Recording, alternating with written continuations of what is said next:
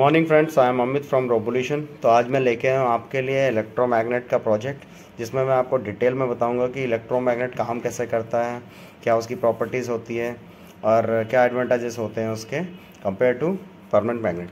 तो अब यहाँ पे मेनली हमने देखो क्या ले लिया है, एक हमारे पास जो बेस है वो बेस हमने लिया हुआ है। ठीक है, यहाँ हमने इंडिकेटर्स लगाए हुए हैं।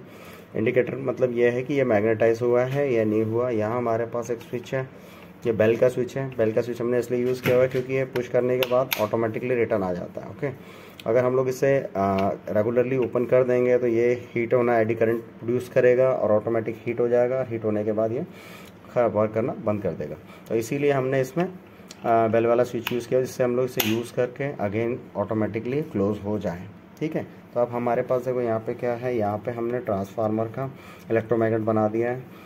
जो उसके ई शेप के जो वो रहते हैं, ये आयरन के प्लेट्स रहती है, वो हमने इसमें कनेक्ट कर दी। बाकी जो आई है वो हमने हटा दिया है। ठीक है, तो अब ये मैग्नेट बन चुका है, मतलब एक इलेक्ट्रोमैग्नेट बन चुका है। तो अब हम लोग करेंगे क्या, अगर मैं स्विच को ऑन करूँगा, यहाँ से मैं स्विच ऑन करता हूँ तो जो 220 वोल्ट का सप्लाई है, ये जो है यहाँ पे 220 वोल्ट का सप्लाई है, मैंने कनेक्ट किया हुआ है बोर्ड के साथ। तो और यहाँ पे जो स्विच है ये मैं ऑन करूँगा तो यहाँ 220 वोल्ट सप्लाई हो जाएगा। सप्लाई होने के बाद इसे मैग्नेटाइज करेगा, ये इलेक्ट्रोमैग्नेट बन जाएगा। उसके बाद यहाँ पे जो आगे जो इसका सप्लाई गया है सेकेंडरी कॉइल में, यहाँ पे हमने कैपेसिटर और एक ब्रिज रेक्टिफायर लगाया हुआ है। तो यहाँ ये इंडिकेट करेगा कि ये वर्क कर रहा है। जैसे मैंने स्विच ऑन किया तो यहाँ ये इंडिकेट कर रहा है कि ये मैग्नेटाइज हो चुका है। तो अभी आप देखोगे कि एलईडी ग्लो हो रही है बटन स्विच ऑफ करने के बाद भी, बिकॉज जो कैपेसिटर है वो चार्ज हो चुका है। जब ये कम्प्लीटली डिस्चार्ज होगा तो एलईडी ऑटोमेटिकली ऑफ हो जाएगी। तो अभी देखो ये मेरे पास फेरोमैग्नेटिक मटेरियल है। फेरोमैग्नेटिक मटेरियल वो मटेरियल होता है जो मैग्नेट से अट्रैक्ट होता है। ज़रूरी नहीं है कि वो आयरन ही हो, और भी मटेरियल्स है, और भी मेटल्स है जो आयरन से अट्रैक्ट होते हैं। जैसे फेराइट हो गया, वो मेटल नहीं है लेकिन एक टाइप का मटेरियल है, वो भी इजीली जो इलेक्ट्रोमैग्नेट है उससे अट्रैक्ट हो जाता है। इलेक्ट्रोमैग्नेट हो या मैग्नेट से अट्रैक्ट होता है। तो अब मैं क्या कर रहा हूँ, इसे यहाँ पे मैंने रखा, ये मैंने स्विच ऑन किया, देख रहे हो आप किस टाइप का ये साउंड क्रिएट कर रहा है। ठीक है, तो ये मैग्नेटाइज हो गया। जैसे ही मैं इसे छोड़ूंगा तो ये डिमैग्नेटाइज हो जाएगा। ठीक है,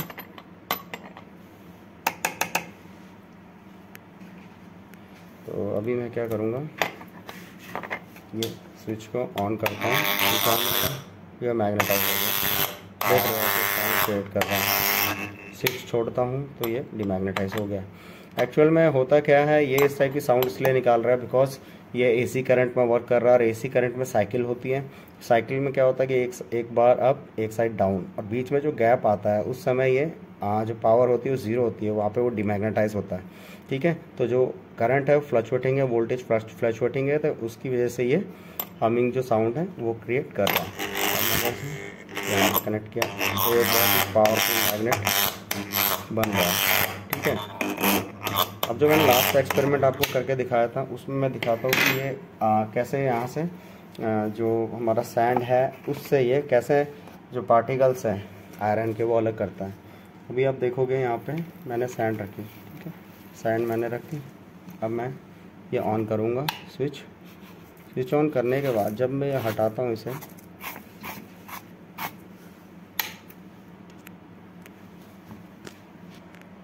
तो मैंने बोर्ड को थोड़ा टिल्ट कर दिया है। टिल्ट इसलिए किया हुआ है कि जिससे कि मैं इसमें सैंड डालूंगा तो ये ऑटोमेटिकली इसमें जो पार्टिकल उनको सेपरेट कर देगा। तो ये हमारा इलेक्ट्रोमैग्नेट है। मैंने इसके ऊपर एक पैड रख दिया, ये नॉन मैग्नेटिक है। तो अब मैं क्या करूँगा, यहाँ से सैंड लूँगा और यहाँ से मैं पास करता हूँ। मैंने बोर्ड को थोड़ा टिल्ट किया है जिससे कि मैं इसके ऊपर जो सैंड डालूँ और सैंड जो स्लिप होके है वो नीचे आ जाए और जो मैग्नेटिक मटेरियल है ऊपर रह जाए। तो सबसे पहले मैं इसके लिए यूज़ करूँगा एक पेपर मैं इसके ऊपर रख दूँगा। फिर उसके बाद मैं यूज़ करता हूँ यहाँ पे आयरन क्या है, आयरन मैग्नेटाइज हो गया। अब मैं इसके ऊपर जो सैंड है सैंड डालूँगा।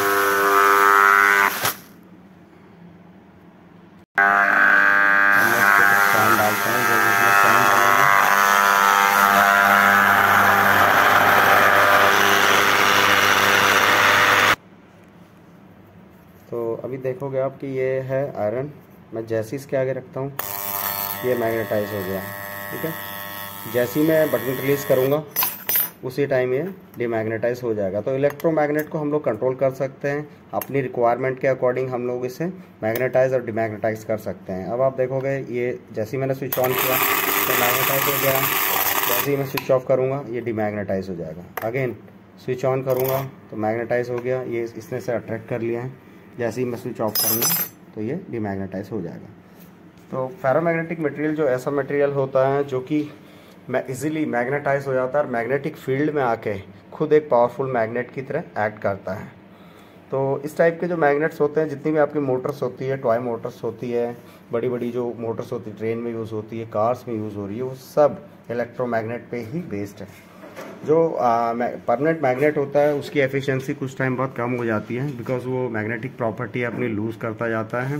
क्योंकि अगर आप परमानेंट मैग्नेट को हीट कर दोगे तो वो अपनी प्रॉपर्टी छोड़ देगा। ठीक है, तो जिस टेम्परेचर पे अपनी प्रॉपर्टी छोड़ देता है बोलते हैं हम लोग क्यूरी टेम्परेचर। तो इस टाइप प्रॉपर्टीज उसमें, लेकिन क्या होता है कि उसका जो ड्रॉबैक है मेनली स्ट्रेंथ होती है वो टाइम अकॉर्डिंग होती जाती है।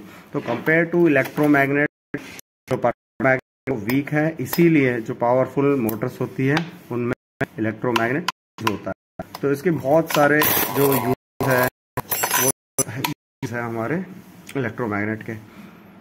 तो आई होप कि आपको वीडियो बढ़िया लगा होगा। तो मिलते हैं नेक्स्ट में। Thank you very much friends.